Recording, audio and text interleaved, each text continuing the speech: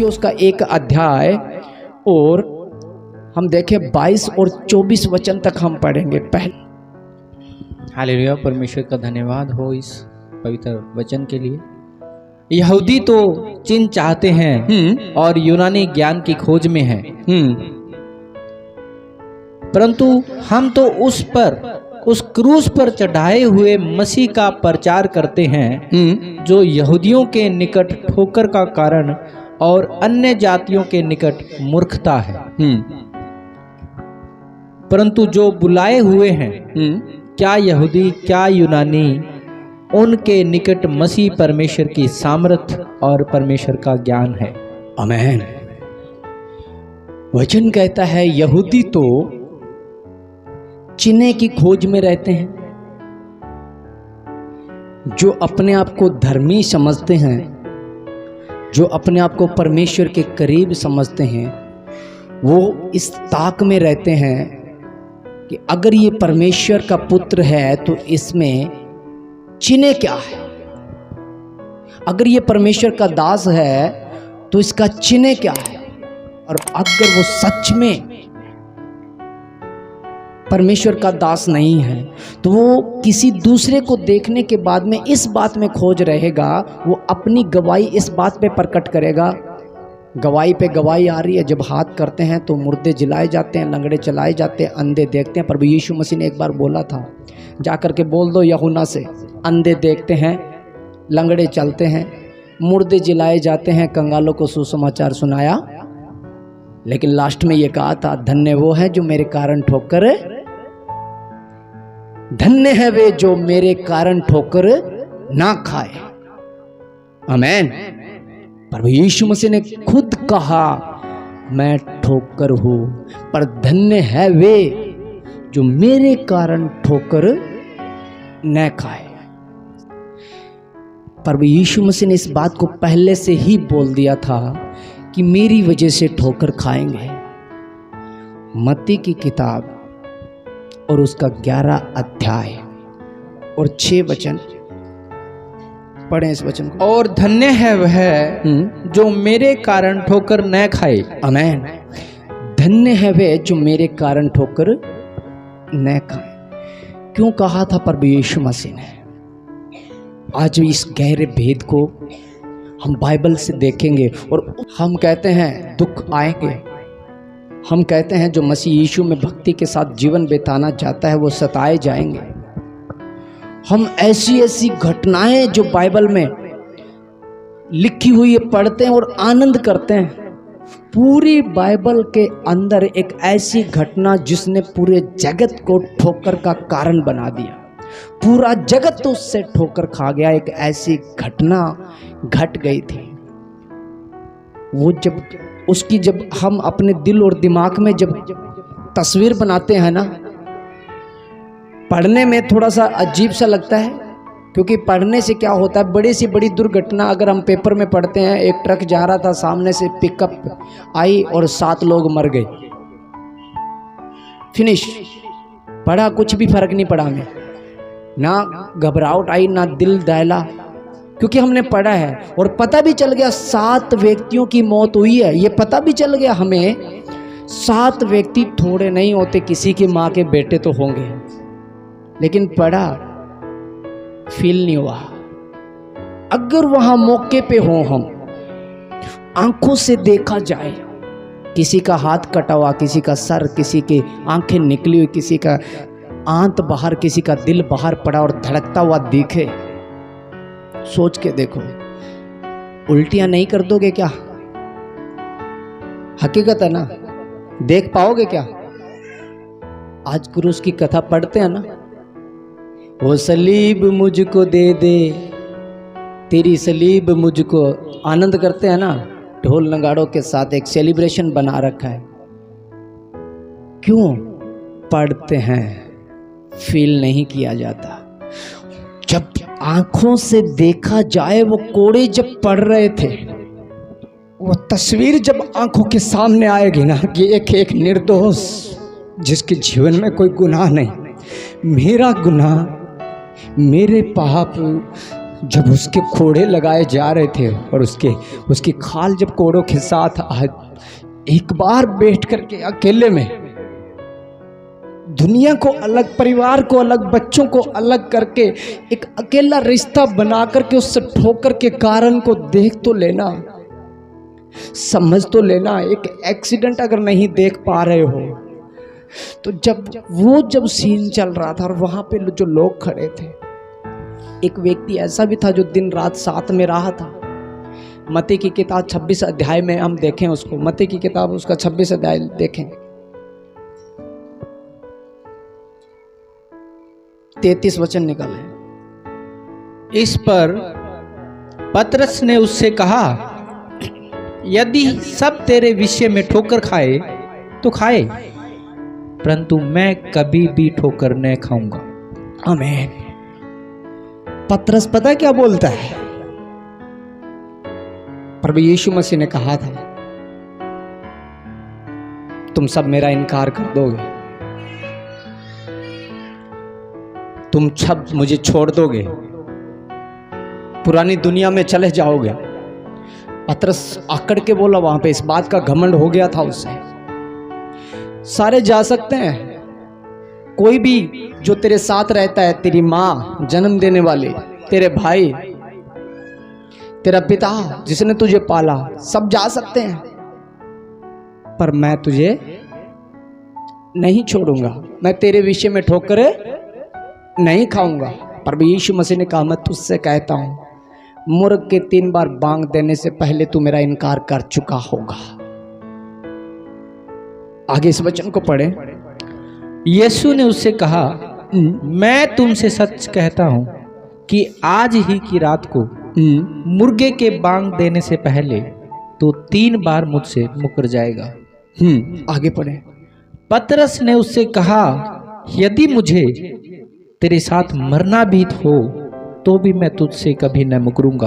आमीन। और ऐसा ही सब चेलों ने भी कहा। ये सारी घटनाएं कब हुई थी पता है? जब तक उस पिक्चर को देख नहीं लिया। तो हमें किसी भी चीज के पीछे चलने से, किसी भी वस्तु के पीछे चलने से पहले उसकी आशीषें, उसकी आशीषें, उसकी आशीषें, उसकी आशीषें, उसका अनुग्रह का सिंहासन, वो स्वर्ग का राजा, उससे पहले कमजोरियां भी तो देखनी होगी ना। अगर नहीं वहां पहुंचे तो उसमें नरक का दरवाजा भी तो है, उसके द्वारा ठोकर भी तो है। वो मसीह ही तो था जो ठोकर बन गया मेरे और आपके लिए। अगर नहीं चले उसके पीछे तो उसी के द्वारा तो दोषी ठहराए जाएंगे, उस क्रूस के द्वारा। वो क्रूस ही तो हमें दोषी साबित करेगा कि मैंने तुम्हारे लिए लहू बहाया और तुमने विश्वास। जिस बात को हम नहीं जान पाएंगे वो बात ही तो हमें ठोकर में लेकर के जाएगी। और प्रभु यीशु मसीह ने पहले से लिख के दिया था, धन्य है वे जो मेरे कारण ठोकर ना खाए, मेरे कारण ठोकर ना खाए। और हम लोग जो यहाँ पे बैठे हैं धन्य में काउंट होते हैं कि हमने ठोकर नहीं खाई, उसके विषय में हमने उसे कैच कर लिया, हमने उस ठोकर को जीवन का चोला पहना हुआ देखा, हमने उस ठोकर के अंदर मृत्यु को नहीं जीवन को देख लिया। उसी परमेश्वर से जीवन निकला और उसी परमेश्वर से मौत भी निकली। और उसने आदम से कहा, डिसाइड तुझे करना है, जीवन चाहिए या मौत। ये जो वचन में लिखा हुआ है कि यहूदियों के लिए तो चिन्ह हैं, यूनानी ज्ञान की खोज में रहते हैं, इसको ज्ञान कितना है, पर हम तो क्रूस पर लटकाए हुए मसीह को लिए चलते हैं, जो उसके चुने हुओं के लिए जीवन है और अन्य जातियों के लिए मूर्खता और यहूदियों के लिए ठोकर का कारण है। अब वो ठोकर का कारण कैसे है उनके लिए? मसीह विश्वासी जो लोग होते हैं उनको पता है कि क्रूस पर लहू जो बहाया, उस लहू के द्वारा हमारा उद्धार हुआ है। बाकी जो लोग अपने आप को ज्ञानी ध्यानी समझते हैं, आज के आधुनिक युग के मसीह विश्वासी, आज के इस ग्लोबल दुनिया के लेटेस्ट वर्जन के जिनको बोला जाता है डिजिटलाइजेशन, पास्टर लोग, कलीसिया के लोग जो फैशन की दुनिया में वर्शिप इतने स्टैंडर्ड तरीके से नाचते गाते हुए फैंसी कपड़े पहन करके श्रृंगार विचित्र प्राणी जैसे फैशन बना करके हिल हिल करके पॉप सिंगर बने हुए हैं, उन लोगों का मानना है कि मोक्ष जो है, उद्धार जो है, वो तो एक बीते जमाने की बातें हैं। 2021 साल पहले प्रभु यीशु मसीह ने लहू बहाया था, क्या आज तक हम उसका रोना रोते रहें? एक बार मैंने किसी दास का प्रचार सुना था, पता क्या बोलता है? आज भी लोग क्रूस की तरफ देख के आंसू बहाते हैं। मैं कहता हूं मत रो, जी गया वो स्वर्ग में। तुम यहां ढंढोरा पीट रहे हो, वो जी गया, तुम ढंढोरा पीट रहे हो। उसके वचन को देख करके एक बार मुझे भी लगा बात तो सच है, हमारा यीशु जिंदा है, मरा तो नहीं है, हम क्यों क्रूस का रोना लगाते हैं? जैसे ही पवित्र आत्मा का थपेड़ा बजा तब समझ में आया प्रभु यीशु मसीह ने क्यों कहा था जब तक मैं ना आऊं इसी रीति से याद किया करना मेरे लहू को, मेरी मृत्यु को। क्यों कहा था कि उस घटना को भूल मत जाना। क्यों कहा था जब जब तुम इकट्ठे हो तो ये वो देह है जो तुम्हारे लिए तोड़ी जाती है, ये वाचा का वो लहू है जो तुम्हारे लिए बहाया जाता है। जब तुम इकट्ठे होते हो तो इसी रीति से याद किया करना, स्मरण करना कि तुम्हारे लिए कितना दुख सहा होगा किसी ने। ये थपेड़ा बजा। और पता है जिस दास ने ये बात बोली थी, करोड़ों की अगुवाई करता है, करोड़ों की। हिंदुस्तान में नहीं, शायद पूरी दुनिया में तीसरे नंबर पे सेवकाई है जिसके मुख से ये मैंने वचन सुना था। क्यों रो रहे हो? तब पर आज के इस आधुनिक युग के लोग ये बात बोलते हैं कि अगर हम सेवकाई कर रहे हैं, अगर हम कलेसिया में जा रहे हैं, अगर हम प्रार्थना कर रहे हैं, भंडारा लगाते हैं, समय समय पे सारी ज़रूरतों को कलेसिया की पूरा कर रहे हैं, तो हमारे जो धर्म के काम है ना, वो हमें स्वर्ग में लेकर के जाएंगे। हर एक, आप किसी से बात करोगे ना, प्रभु यीशु मसीह ने तेरे लिए लहू बहाया, तो वो मान तो जाएगा, हाँ बहाया, तो वो 2021 साल पहले बहाया, अब रोना क्यों है? अब तो बस वचन पढ़ने हैं, भेंट देना है, संडे को मीटिंग में जाना। बाकी प्रभु यीशु मसीह ने भी तो कहा था अपने हाथों से कमाने की चेष्टा रखो, अपनी खुद की रोटी कमा करके खाओ, तो काम करो, अपने परिवारों में रहो। अब कौन सा रोना धोना है, क्या है? अब तो जो कर्म अच्छे करेगा, उधार चोरी ना करो, व्यभिचार ना करो, किसी का दिल ना दुखाओ। एक कुर्ता, अगर 2 कुर्ता किसी के पास है तो एक उसे दे दो जिसके पास नहीं है, ये वचन मानो। तो इस रीति से क्या हो जाएगा? तुम स्वर्ग में चले जाओगे। और जो विश्वासी है सच में, वो आज भी इस बात की बाट जोहते हैं। आज भी उस लहू की घटना को जब भी वो याद आता है कि उसने कोड़े खाए, उसने मेरे गुनाहों के बदले, आज भी वो सच में खड़ा नहीं हो पाता, आज भी वो टूट जाता है, अभी भी वो शोकित है। धन्य है वे जो शोक करते हैं। आमीन। उन लोगों के लिए वो लहू ठोकर बन गया, वो क्रूस ठोकर बन गया। और किस कारण ठोकर बन गया? यहूदियों ने क्यों विश्वास नहीं किया उस पे? क्यों वो क्रूस ठोकर बन गई? व्यवस्था विवरण का एक वचन हम देखें, व्यवस्था विवरण 21 अध्याय 22-23 वचन। यदि किसी से प्राण दंड के योग्य कोई पाप हुआ हो जिससे वह मार डाला जाए और तू उसकी लोथ को वृक्ष पर लटका दे, तो वह लोथ रात को वृक्ष पर टंगी न रहे, अवश्य उसी दिन उसे मिट्टी देना, क्योंकि जो लटकाया गया हो वह परमेश्वर की ओर से शापित ठहरता है।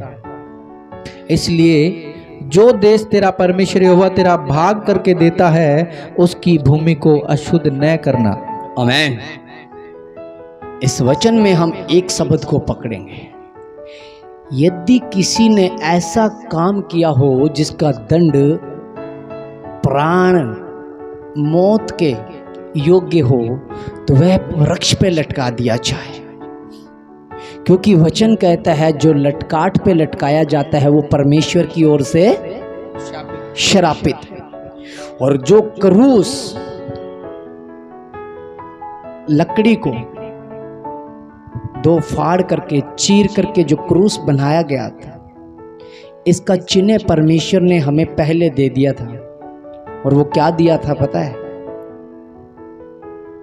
अब्राहम जब अपने पुत्र को मोरिया पर्वत पे लेकर के जा रहा था ना, तो वहां पे ये नहीं लिखा हुआ है कि उसने लकड़ियां इकट्ठी कर ली। वहां पे लिखा हुआ है अब्राहम ने लकड़ियां चीर ली। लकड़ियां चीर ली थी, अपने बेटे पे लदी थी। पढ़ा है किसी ने उस घटना को? जब मोरिया पर्वत पे जा रहा था तो उसने लकड़ियां चिरवाई और उसी बेटे पे लद करके उस पर्वत की ओर चल पड़ा था, और प्रभु यीशु मसीह के लिए वो लकड़ियां चिरवाई गई, क्रूस बनाया गया और उसी पे लद दिया था, और वो लिए चला जा रहा था, लहू लहान, मारा पीटा। प्रभु यीशु मसीह का जो चरित्र था ना, वो इसहाक के रूप में अब्राहम के घराने में परमेश्वर ने पहले से एक भविष्यवाणी के रूप में दे दिया था। ऐसे ही मेरा बेटा अपना क्रूस उठाए जाएगा, ऐसे ही लकड़ी को चीर करके उस पर लटका दिया जाएगा, और मेरे द्वारा वो तुम्हारे कारण श्रापित ठहर जाएगा, क्योंकि तुम्हारे श्रापों को, तुम्हारे पाप को, तुम्हारे गुनाहों को अपने ऊपर ले लेगा। जो काठ पे लटकाया जाता है वो श्रापित है। और वहां जो लोग रहते थे ना उस कल्चर के अंदर, उनको ऐसा पता था ये जो व्यक्ति जा रहा है ये कितना घृणित हो सकता है कि परमेश्वर की व्यवस्था के अनुसार लटकाया जा रहा है, इसको जो सजा दी जा रही है ये कितना बड़ा पापी इंसान होगा, इसने अपने जीवन में कितने बड़े गुनाह किए होंगे, इसने परमेश्वर के नाम की निंदा की है, इसने जगह जगह आराधनालयों में जाकर के परमेश्वर के लोगों को भड़काया है, अपने आप को परमेश्वर के तुल्य करके ये बैठा हुआ है।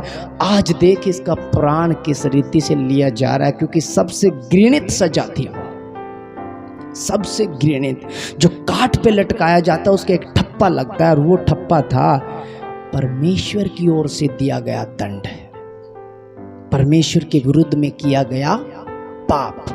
तो उसने तो नहीं किया था ना, पता है ना सबको, उसने तो कोई पाप नहीं किया था ना, फिर वो क्यों लटका? किसने किया था वो पाप पता है? मैंने। वो क्रूस उसने उठाया ना, मेरी ठोकर उठा करके चला था वो यहूदियों के लिए ठोकर बन गया कि ये तो पापी है, हम इसको कैसे गुरु मान लें, ये तो परमेश्वर की ओर से श्रापित है, हम तो धर्मी है ना, हम तो उपवास ना करते हैं, सप्ताह में 2 बार उपवास रखते हैं, हाथ धो करके खाना खाते हैं, वचनों को पढ़ते हैं, खा गए ठोकर। बाइबल कहती है ना, यशायाह भविष्यवक्ता बोलता ना, रोगों से उसकी जान पहचान थे। वो भेड़ की नैवेद्य किया गया, वो हमारे गुनाहों के लिए कुचला गया। कौन विश्वास करेगा उस पे? ये कहाँ लेके जाएगा? ये जब खुद अपने आप को नहीं बचा पा रहा, ये परमेश्वर की ओर से श्रापित है, ये हमें कहाँ जीवन देगा? वो बन गया था ठोकर, किसके लिए? यहूदियों के लिए। हम लोगों के लिए वो जीवन बन करके आया, जिनका कोई सहारा थे नहीं था, जो मूर्ख थे, जो निर्बुद्धि थे, जिनमें कोई ज्ञान नहीं था। लिखा हुआ है, मैं ज्ञानियों के ज्ञानवान को नष्ट कर दूंगा और जगत के मूर्खों को चुन लूंगा। हालेलुया। एक वचन और हम देखें, यशायाह भविष्यवक्ता और उसके 6 अध्याय। जो लोग कहते हैं ना पाप तो सबने किया, हर कोई पाप करता है, आज किसी से बात करके देख लो कि हमने पाप, हाँ भाई पाप तो किया है, पर सुबह जाओ मंदिर में प्रसाद चढ़ा दो, मत्था टेको, माफ हो जाएगा। क्योंकि धर्म के काम जो है क्या कर देंगे, माफ कर दें। क्योंकि मेरे जो कर्म है ना, जो मेरे धर्म के जो काम है, जो मैं इस जगत में दिखा रहा हूं, कर रहा हूं, वो मुझे माफी देंगे। मैं चला जाऊंगा उसके राज्य में, मैं धर्मी काउंट हो जाऊंगा। वचन क्या कहता है, पढ़े इस वचन को। यशायाह भविष्य वक्ता उसका 64 अध्याय और 6 वचन। हम तो सब के सब अशुद्ध मनुष्य के से हैं, और हमारे धर्म के काम सब के सब मेले चिथड़ों के समान है। क्या है? मेले चिथड़े। हम तो सब के सब अशुद्ध मनुष्य के से हैं, सब, चाहे विश्वासी है चाहे अविश्वासी है, चाहे यहूदी है यूनानी है, चाहे कोई किसी भी जात में पैदा, किसी धर्म, किसी मजहब, किसी नगर में, किसी भी देश में पैदा हुआ है, सब के सब एक अशुद्ध मनुष्य के समान हैं, उसके जैसे हैं, क्योंकि सब ने पाप किया और परमेश्वर की महिमा से रहित है। लेकिन सब ने अपना अपना मार्ग भी ले लिया। हमने तो अपने अपने मार्ग को ले लिया था, लिखा हुआ ना वचन में। सब ने अपना अपना मार्ग भी ले लिया और उसका निवारण निकाल दिया, और ये तसल्ली कर ली खुद से ही। खुद ने बनाया, खुद ही हंसा और खुद ही रो रहा है और खुद ही मिटा रहा है। अब मेरे गुनाह माफ हो गए।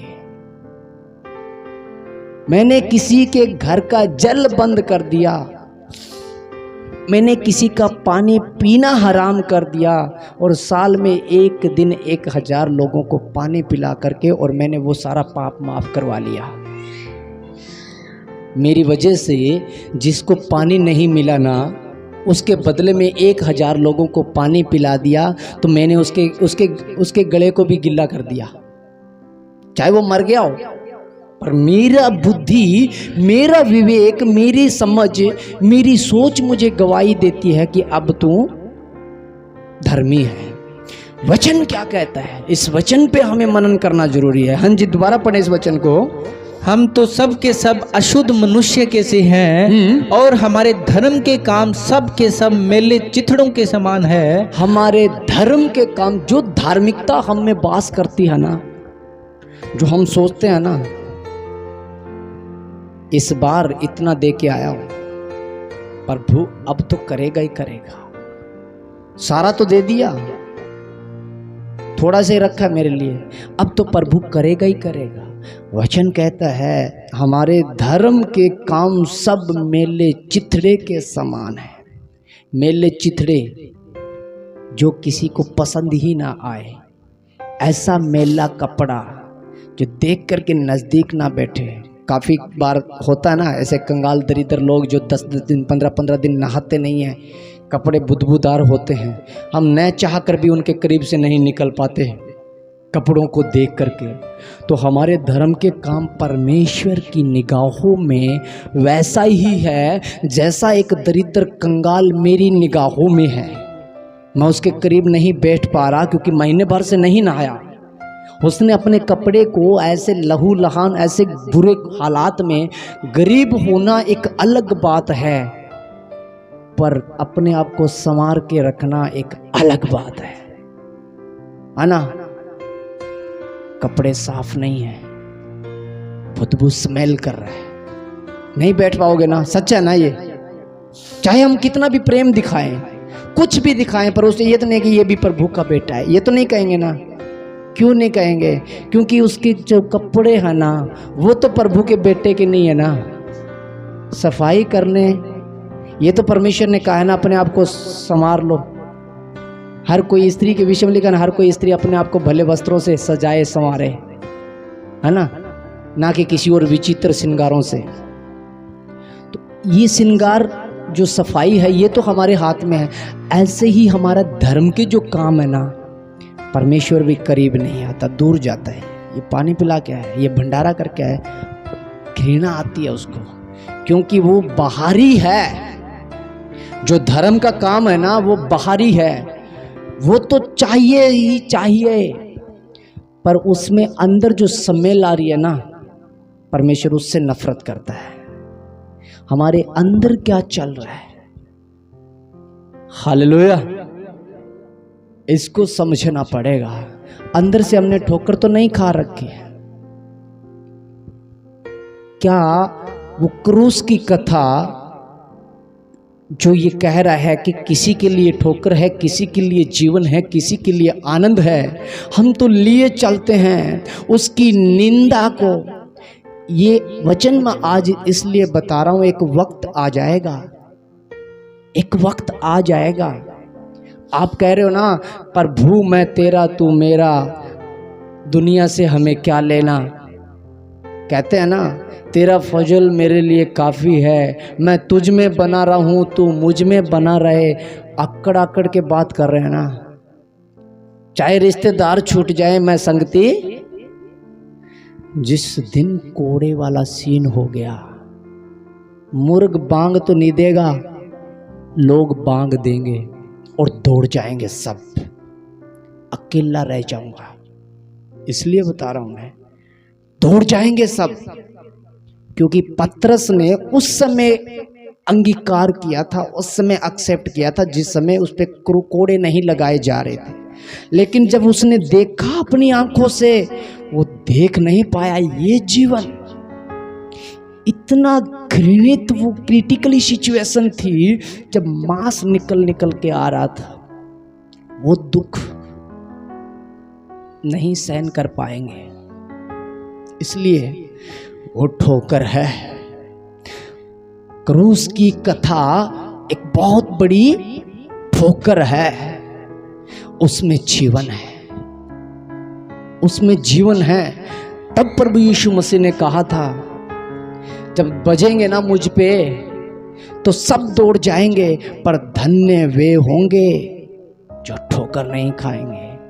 वो ये कहेंगे मेरे लिए किया उसने, वो ये कहेंगे मेरे लिए मारा गया।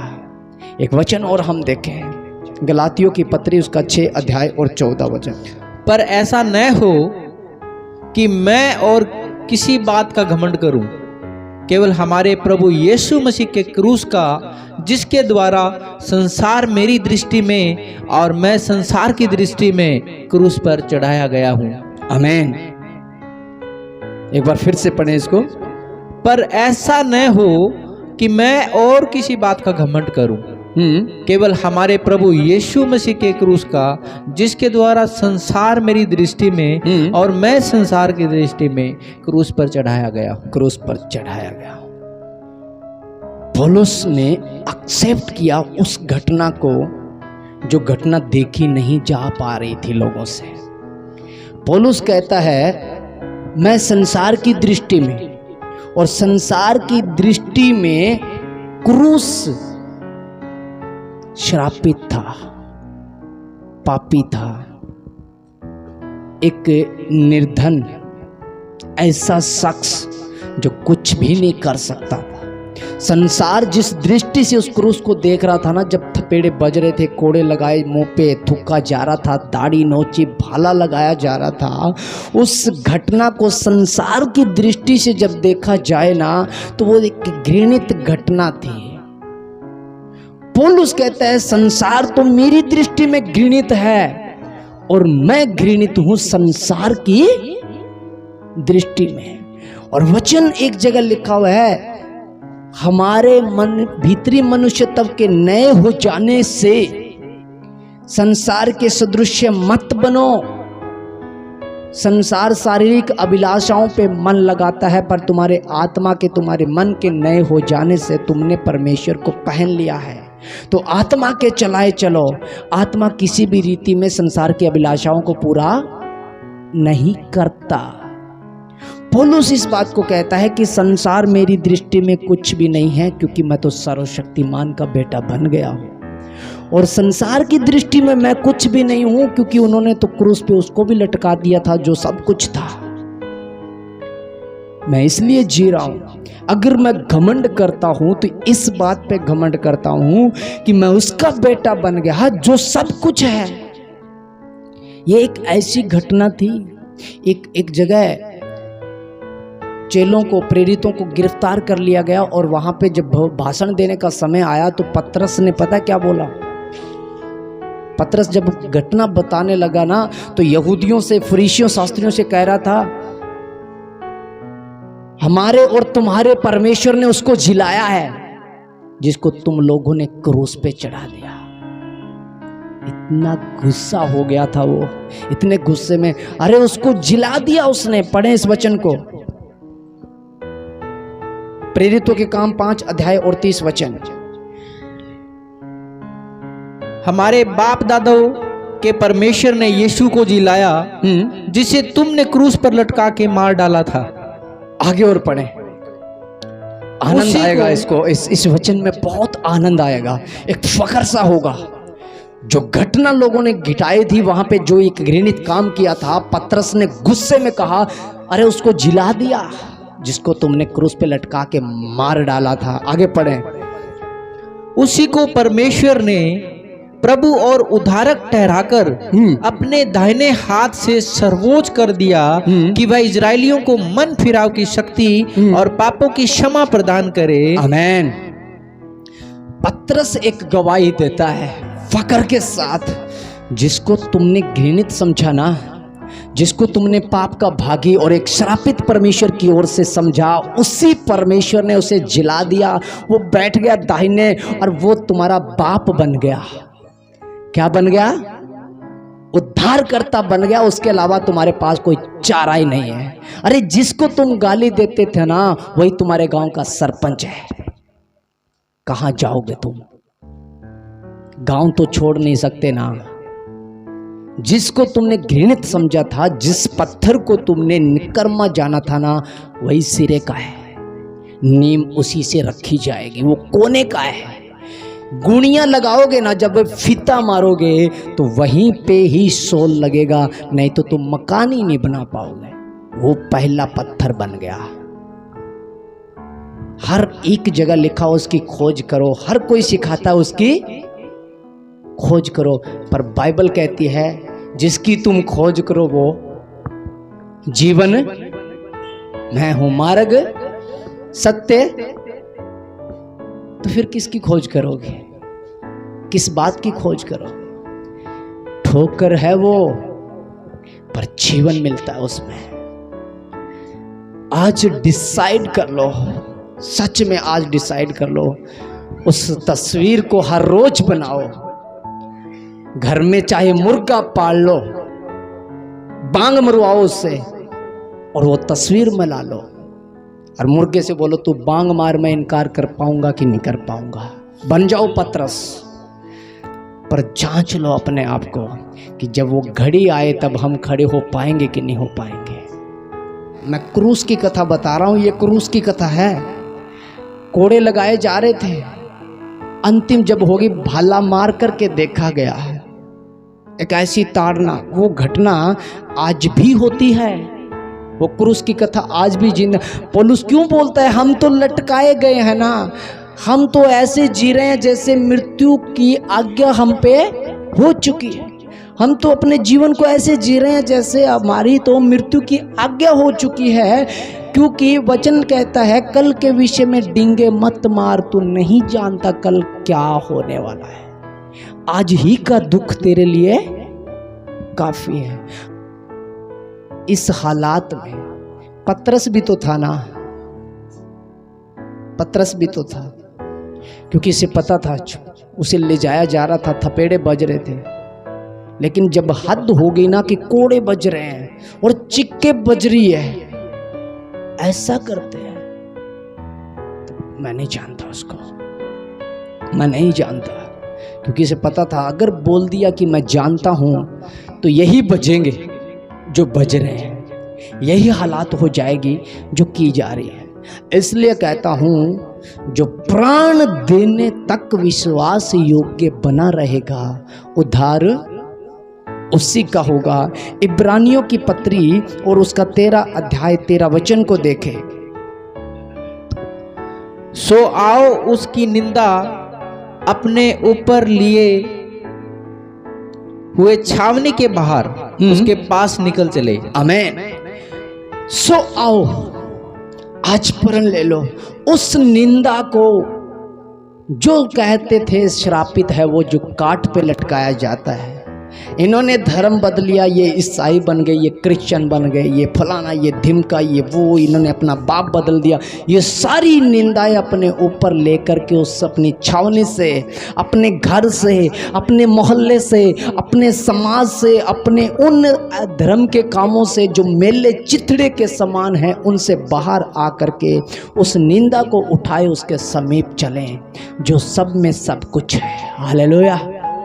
पौलुस इस बात को कहता है, आओ सब में सब कुछ है उसके पास चलें, उस निंदा को लिए चलें, उस क्रूस को लिए चलें। सब ठोकर खाए तो खाए, मैं तेरे विषय ठोकर नहीं खाऊंगा। ये बात बोलना आसान है, वो घटना जब घट जाएगी तब पता चलेगा क्रूस होता क्या है। नहीं तो लोगों ने क्रूस को सोने में मंडवा के लटका दिया है, क्रूस पे डिजाइन कोरने शुरू कर दिए चारों तरफ से ना, मंगलसूत्र क्रूस के लटकाए घूम रही है माताएं बहनें। कुछ एक तो भाई मेरे जैसे गुदवा लिया है क्रूस, कुछ घरों पे छपवाए घूम रहे हैं। जब क्रूस छपेगा ना सही में, जब छपेगा क्रूस तब कहेगा मैं जानता ही नहीं। तो आर्टिफिशियल मसीह नहीं बनना, आधुनिक युग के पापा नहीं बनना है हमें एक सच्चा विश्वासी बनना है।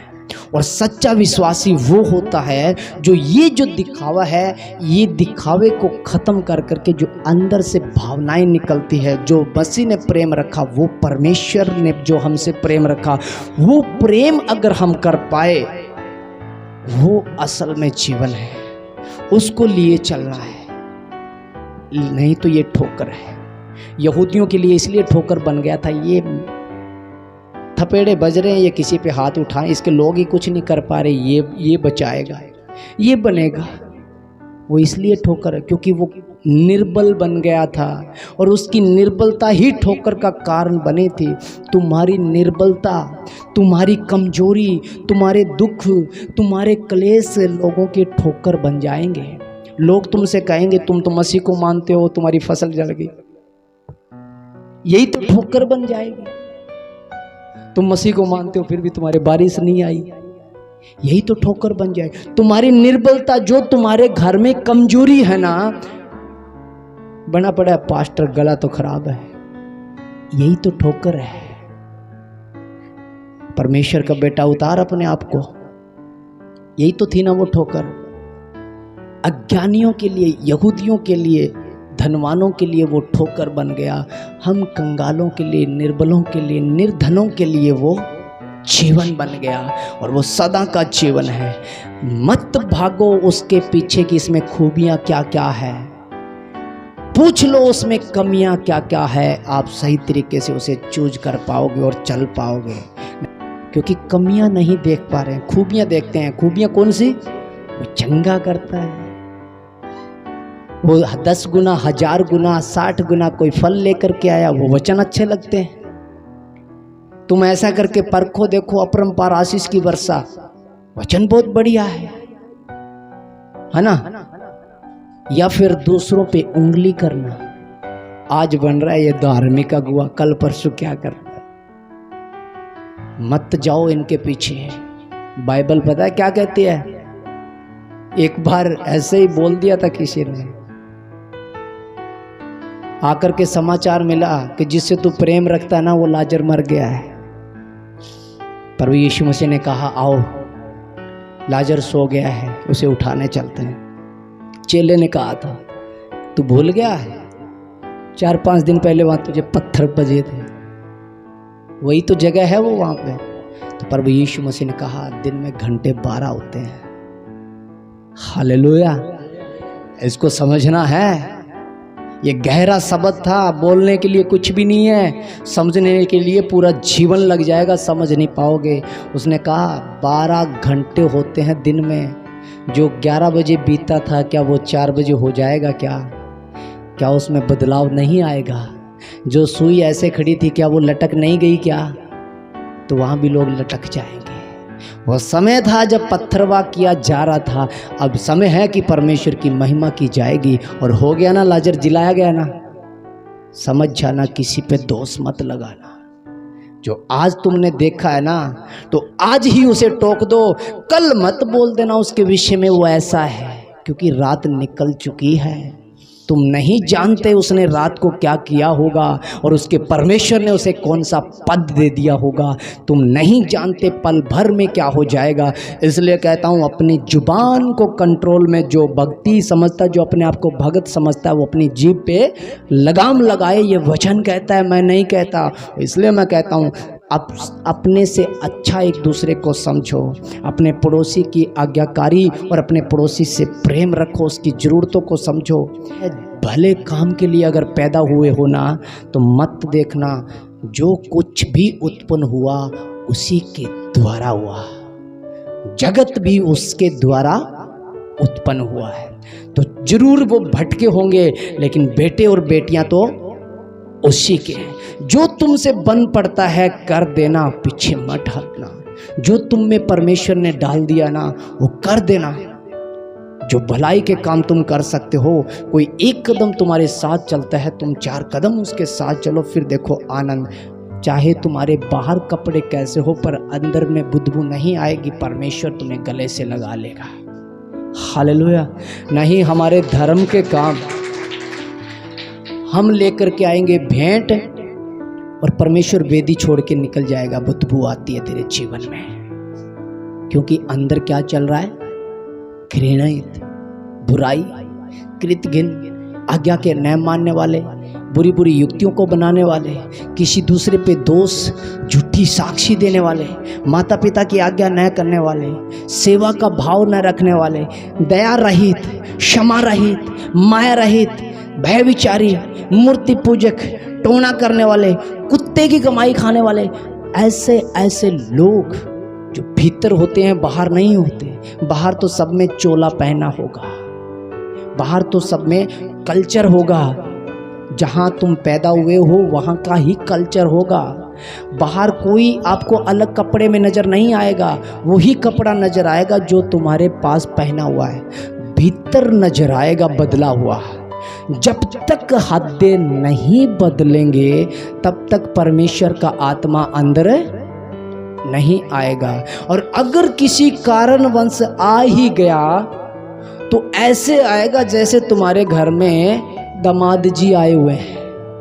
एक चारपाई पे बैठा रहेगा, ना तो भीतर क्या बना हुआ है कोई फर्क नहीं पड़ता, रसोई में कोई तेल है कि नहीं है उसे कोई फर्क नहीं पड़ता, घर में आटा है या नहीं कोई फर्क नहीं पड़ता, पंखा चलना चाहिए, बिजली का बिल कितना है कोई फर्क नहीं पड़ता। ऐसे ही पवित्र आत्मा भी होगा, बैठा रहेगा तुम्हारे अंदर, पर जीवन में काम नहीं करेगा। काम कब करेगा? जब उसे अधिकार दे दोगे, दामाद को चाबी पकड़ा दोगे, दामाजी चलाओ घर को, तब देखेगा रसोई में क्या पड़ा है। पवित्र आत्मा को सौंप दो अपने जीवन को, वो चलाएगा, वो बिल भी भरेगा, वो भरपूरी भी करेगा, वो समय समय पर ये बातें भी बताएगा जो भेद गहरे हैं। नहीं, दूधे फल लेके मत घूमो, जांचो उसे, वो काम क्या आते हैं। क्रूस की कथा ठोकर क्यों है? इसीलिए ठोकर बन गई थी क्योंकि उसमें वो नजर नहीं आया था जो वो चाहते थे। उसके भीतर था वो, और भीतर कोई देख नहीं पाने वाला था, क्योंकि उनमें वो आत्मा नहीं था जो भीतर से देख सकता है। उन्होंने बाहर से देखा, ये तो लटका दिया, उन्होंने बाहर, इसके तो थपेड़े पड़ रहे हैं, ये तो कुछ बोल ही नहीं रहा। बाहर से राजा देखा, लेकिन उसके भीतर का राजा हमें पता है, वो जीवन देता है जो क्रूस पे लटकाया गया। और हमारे लिए उसकी निंदा को अपने ऊपर ले लो। आज निंदा होगी, सताए जाओगे, बुरा भला सब कुछ मेरे बारे में बोलते हैं तो आपके बारे में, जब उसको नहीं छोड़ा तुम क्या चीज हो, सब कुछ होगा।